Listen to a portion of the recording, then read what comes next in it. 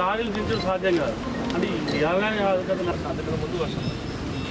So around 11-10 అట్లా వీళ్ళు పూర్తి గార్డెన్ వేసిన తర్వాత ఆ అమ్మాయి పలికెట్టి కనబడుతుంది. ఇమీడియట్గా లేచి వాళ్ళంతా చేసి మనం చూసాం.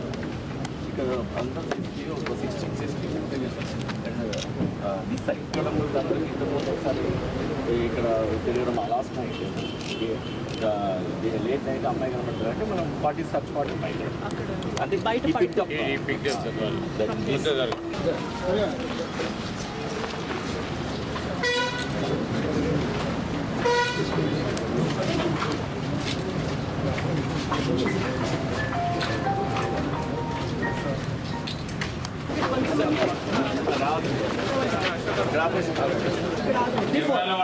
క్లారిటీగా ఉంది కదా.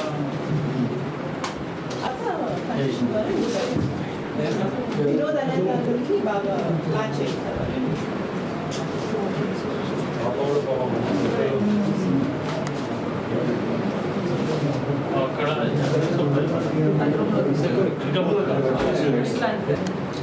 మంది బాగున్నారు. మీరు పోయే సంవత్సరం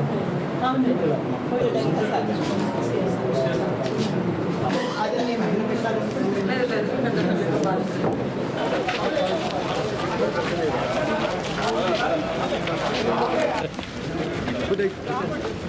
ఇటువైపు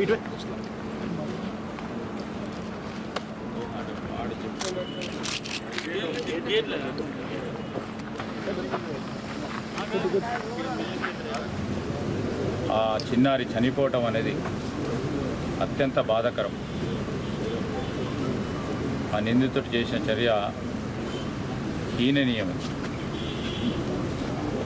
మానవ ప్రపంచం క్షమించరాని నేరం చేశాడు. ఆ చిన్నారి తల్లిదండ్రులను కూడా కలుసుకోవటం జరుగుతుంది. సంఘటన వివరాలను కూడా పూర్తి స్థాయిలో వారి దగ్గర నుంచి కూడా తెలుసుకుంటాం. ఎక్కడ కూడా ఆలస్యం కాకుండా పోలీసులు ప్రయత్నం చేసినప్పటికీ ఆ కిరాతకుడు ఘోరమైన పని చేసి హత్య గావించడం అనేది మరి ప్రభుత్వం చాలా సీరియస్గా తీసుకుంటుంది. ముఖ్యమంత్రి రేవంత్ రెడ్డి గారు కూడా వెంటనే దీనిపైన చర్య తీసుకోవాలని, దాని తదుపరి కూడా ఫాస్ట్ ట్రాక్ కోర్టు ద్వారా శిక్ష పడే విధంగా ఉన్న ఆధారాలతో చట్టపరంగా ఆ నిందితుడిపై చర్యలు తీసుకునే కార్యక్రమం ప్రభుత్వం చేపడుతుందని స్పష్టంగా ముఖ్యమంత్రి గారు కూడా చెప్పడం జరిగింది. ప్రభుత్వం చాలా సీరియస్ తీసుకుంటుంది. ఖచ్చితంగా నిందితుడిపై చట్టపరంగా చర్యలు తీసుకోవటం జరుగుతుంది. 6 సంవత్సరాల బాలిక తల్లిదండ్రులతో నిద్రపోతుండగా ఈ ప్రాంతంలో పనిచేస్తున్నటువంటి రైస్ మిల్లులో పనిచేస్తున్నటువంటి బీహార్కు చెందినటువంటి దుర్మార్గుడు తల్లిదండ్రుల పక్కన పడుకుంటున్నటువంటి పాపను అర్ధరాత్రి ఎత్తుకెళ్ళి అత్యంత ఘోరంగా అత్యాచారం చేసి చంపేయడం జరిగింది. ఈ ఘటన పట్ల సీఎం గారు, మేము, శ్రీధర్ బాబు గారు పెద్దలు, అదేవిధంగా మా సహచర ఎమ్మెల్యేలు, మా సోదరు ఎంపీ అందరం కూడా దిగ్భ్రాంతిని వ్యక్తం చేస్తూ ఈరోజు ఈ స్పాట్కి ఇక్కడికి ఈ ప్రదేశానికి రావడం జరిగింది. వారి కుటుంబానికి మన ప్రభుత్వం అండదండగా ఉంటుంది. అదేవిధంగా రాష్ట్రంలో కూడా పోలీస్ అధికారులు ఇంకా మెరుగైనటువంటి పనితనాన్ని పెంచుకొని గస్తీలు, అదేవిధంగా గస్తీ పెంచుకోవడం, ఇట్లాంటి డ్రగ్స్ అడిక్ట్ అయినటువంటి వాళ్ళు, గంజాయిలో ఉన్నవాళ్ళు, మత్తులో ఉన్నటువంటి వాళ్ళు, పని లేకుండా మత్తులో మునిగి తేలుతున్నటువంటి వాళ్ళు ఎక్కడెక్కడ ఉన్నారో అలాంటి వాళ్ళను కూడా వెతికి పట్టి మరి కౌన్సిలింగ్ చేయడము, లేదా నేర ప్రవృత్తి ఉంటే వెంటనే వారిని శిక్షించడము, ఇలాంటి జరగకుండా ముందస్తుగానే మరి ప్రికాషన్స్ కూడా తీసుకోవాల్సినటువంటి బాధ్యత మా మీద ఉంది. తప్పకుండా ఇంకా ముందు కూడా పోలీస్ వ్యవస్థ యొక్క కార్యక్రమాలను పటిష్టం చేస్తామని తెలియజేస్తూ ఆ కుటుంబానికి అండగా ఉంటాం. మరొకటి ఇట్లాంటి జరగకుండా కూడా మరి వ్యవస్థను పటిష్టం చేసుకొని ముందుకెళ్లాల్సిన అవసరం ఉందని కూడా తెలియజేస్తాం.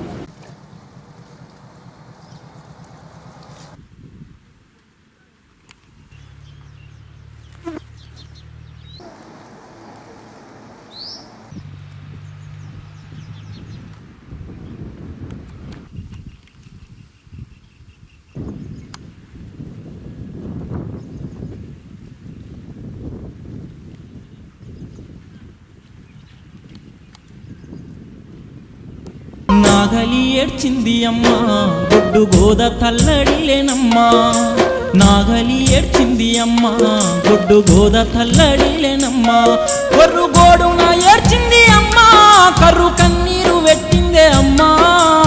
ఓ వానమ్మా ఓ వానమ్మా ఒక్కసారి నువ్వు రావమ్మా, ఓ వానమ్మా ఓ వానమ్మా ఒక్కసారి నువ్వు రావమ్మా, ఒక్కసారి నువ్వు రావమ్మా. పల్లె అడుగుతున్నదమ్మా నీ జాడ తెల్వదాయనమ్మా, మా పల్లె అడుగుతున్నదమ్మా నీ జాడ తెల్వదాయనమ్మా. మా చెరువెండి పోయిందే అమ్మా మా గొంతాడిపోతున్నదమ్మా. ఓ వానమ్మా ఓ వానమ్మా ఒక్కసారి నువ్వు రావమ్మా, ఒక్కసారి నువ్వు రావమ్మా. పచ్చని పంటలు అమ్మా వాడిపోయి తలలు వాల్చెనమ్మా, మా పచ్చని పంటలు అమ్మా వాడిపోయి తలలు వాల్చెనమ్మా. ఆ కొంగ బావ ఎచ్చనమ్మా నీకై పడిగా పుగాసింది అమ్మా. ఓ వానమ్మా ఓ వానమ్మా ఒక్కసారి నువ్వు రావమ్మా, ఒక్కసారి నువ్వు రావమ్మా. నా కూలి తల్లుల పాటలమ్మా ఆ సెల్లల్లో కరువాయనమ్మా, నా కూలి తల్లుల పాటలమ్మా ఆ సెల్లల్లో కరువాయనమ్మా. వలసల్లి పోతున్నారమ్మా వలసలు. వర్షం అనేది లేకుండా జాడ లేకుండా పోయింది. పోట్ల రైతులు మరీ ఇబ్బంది పడుతున్నారు.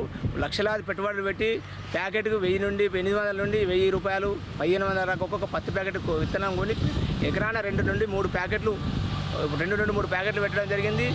ఒక్కొక్క ఎకరానికి ఎంత లేదన్నా 4-5 వేల పెట్టుబడి పెట్టారు. ఇప్పటికే ఇత్తనానికి 4 నుండి 5 వేల ఇత్తనాలు పెట్టారు. దుక్కులకు 10,000 దుక్కులు పొత్తం పెట్టారు. 15,000 పెట్టుబడి, ఒక ఎకరానికి 15,000 పెట్టుబడి భూమి మీద పెట్టడం జరిగింది. ఇప్పుడు ఒక్క మొక్క కూడా పెడతలేదు. మొక్క మొలిచినాయి కూడా బతికే పరిస్థితులు లేవు. మొక్క మొలవని ఉన్నాయి. మళ్ళీ దున్ని మళ్ళీ ఇత్తనం పెట్టాలంటే మళ్ళీ 15-20 వేల రైతుకు పెట్టుబడి మీద పడుతుంది. కాబట్టి దేవుడు ఇప్పుడైనా కనకరించి వర్షం పడితేనే రైతులు బతుకుతారు, లేకుంటే వ్యవసాయం అనేది చేసే పరిస్థితుల్లో లేము. రోని చొరుదాలతోటే విత్తనాలు పెట్టినాం మొదటి పాదాలనే. ఆ వాన అనేది ఇక పడడం అయిపోయింది. విత్తనాలు పెట్టి 10-12 రోజులు అయింది. ఆ మొలకలు గజాన 1-2 గజాలకు ఒకటి మొలక వెత్తింది.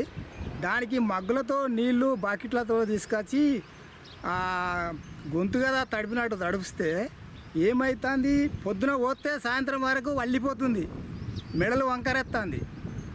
ఈ రైతులము ఏం చేయటం మరి రైతాంగం వ్యవసాయం మీదనే ఆధారపడి బతుకుతున్నాం. ఆ వ్యవసాయం అనేది శేషుడా ఏం చేయదు అనేది మాకు తోసటం లేదు. ఒక్క చినుకు అనేది పడతలేదు. ఈ రేగడి మధ్యకుంట విలేజ్లో ఒక్క చినుకు కూడా పడతలేదు. మబ్బు వస్తుంది పోతుంది, విపరీతమైన ఎండ కొడుతుంది. ఇక మగ్గుతో నీళ్ళు పోతున్నాం కానీ నీళ్ళు పోతే ముడుచుకపోతున్నాయి. వాన కొట్టినట్టు రావు. ఎట్లా ఆపతికి ఇంటికాడ ఉండలేక సావలేక వచ్చి ఇక పోతున్నాం నీళ్ళు.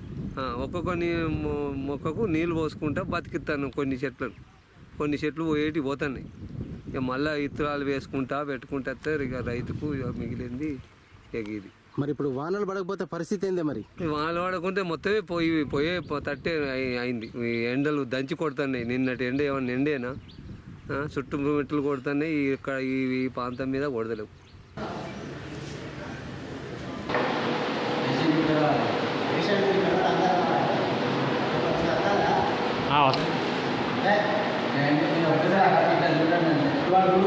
కనిపిస్తాం మంచిగా.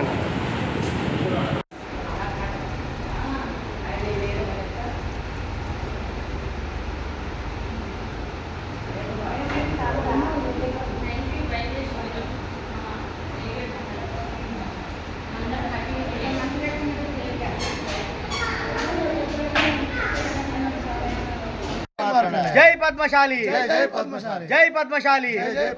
ఎలుగేడు మండల హెడ్ క్వార్టర్లో గవర్నమెంటు హై స్కూల్లో పద్మశాలి పెద్దపల్లి జిల్లా హడాక్ కమిటీ ఆధ్వర్యంలో ఉచిత గుండె పరీక్షా శిబిరము ఏర్పాటు చేయడం జరిగింది.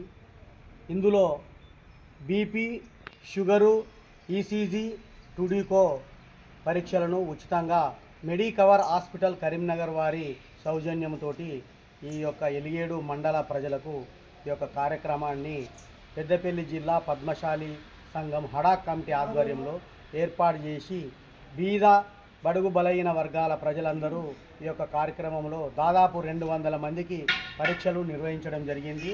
ఉచితంగా ఈ యొక్క కార్యక్రమాన్ని ఏర్పాటు చేశాము.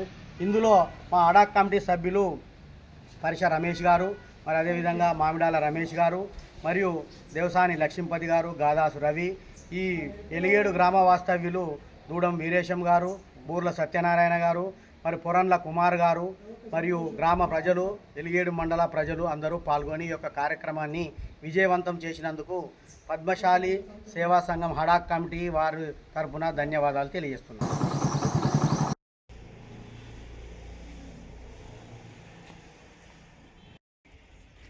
ఇల్లు శాంక్షన్ చెప్పి 20,000 రూపాయలు ఇట్లా వస్తాయేటట్టు